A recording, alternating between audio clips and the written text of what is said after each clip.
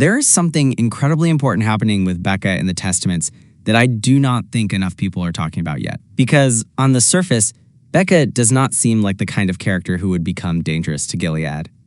She is quiet, careful, deeply afraid of the world around her. Compared to louder or more openly rebellious characters, Becka almost fades into the background at first.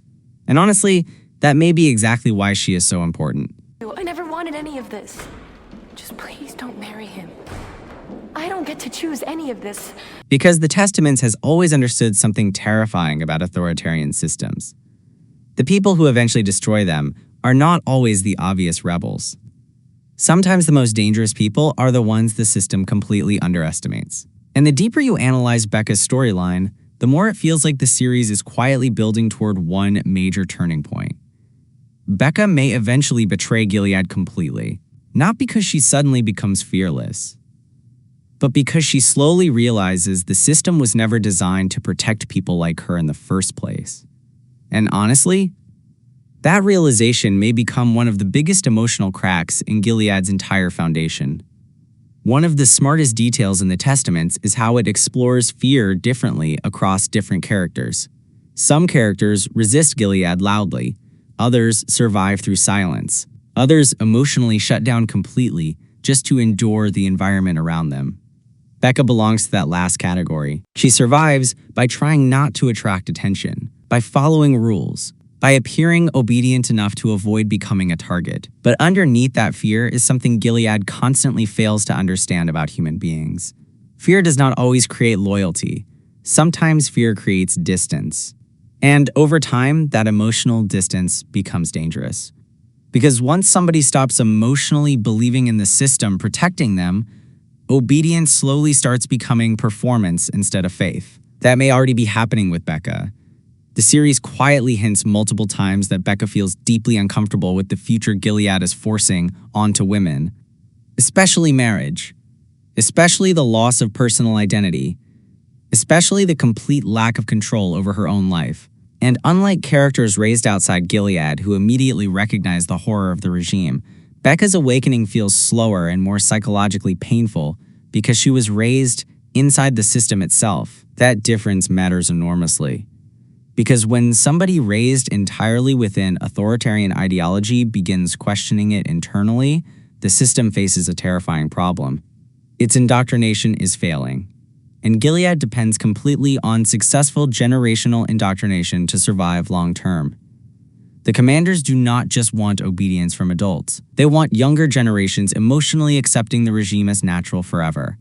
That is how authoritarian governments become stable across decades. But Becka increasingly feels like somebody emotionally disconnecting from the ideology itself. And honestly, the scariest part for Gilead is that emotional rebellion usually begins long before political rebellion does.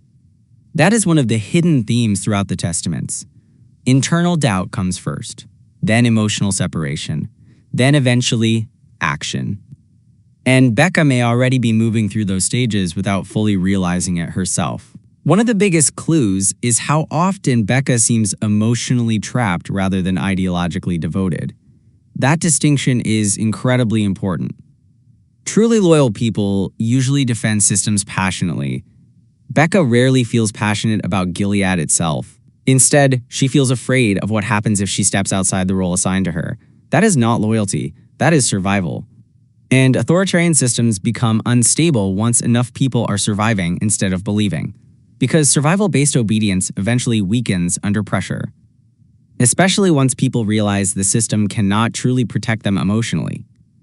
The marriage storyline surrounding Becka may secretly become the turning point that changes everything. Because marriage inside Gilead is not really about love or partnership. It is about control, ownership, political structure. And deep down, Becka understands that in ways she may not even fully verbalize yet. That emotional horror matters. Because Gilead survives partly by convincing women that submission guarantees safety. But once women begin realizing submission only creates another form of imprisonment, the emotional foundation of the regime starts cracking internally. And Becka increasingly looks like somebody reaching that realization, not all at once, quietly, painfully, but permanently. What makes Becca so fascinating is that she does not feel naturally rebellious. And honestly, that may make her eventual betrayal of Gilead even more powerful.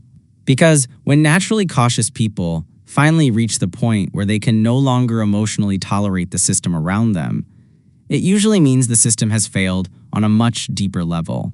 Becca does not want chaos.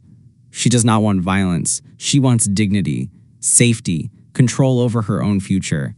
And Gilead cannot truly offer those things to women without destroying the very structure it was built upon. That contradiction may ultimately push Becca toward betrayal. Because authoritarian systems always create impossible emotional conditions eventually.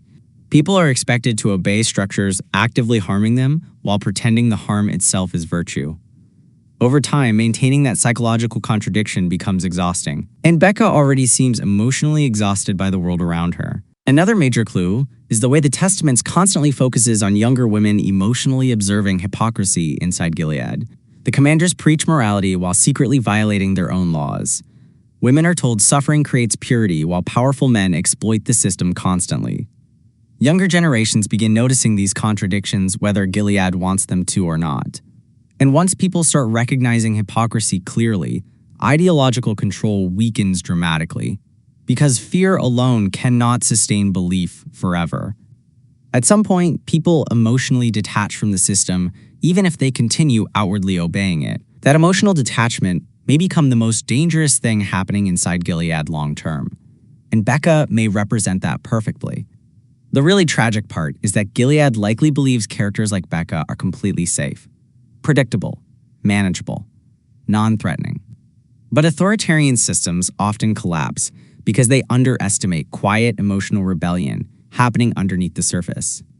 People do not always announce when they stop believing. Sometimes they simply begin imagining different futures privately.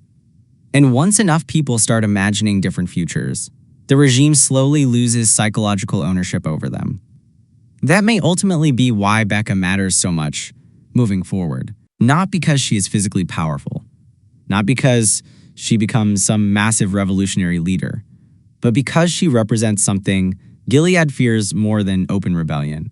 A young woman raised inside the system who no longer emotionally belongs to it anymore. And honestly, that may be how Gilead truly starts collapsing in the Testaments. Not through one giant war, not through one dramatic battle, but through quiet, internal betrayal, spreading across the very generation the regime believed it controlled forever. Because once people stop believing in authoritarian systems emotionally, collapse becomes inevitable, eventually. And Becca may already be taking the first steps toward that realization now.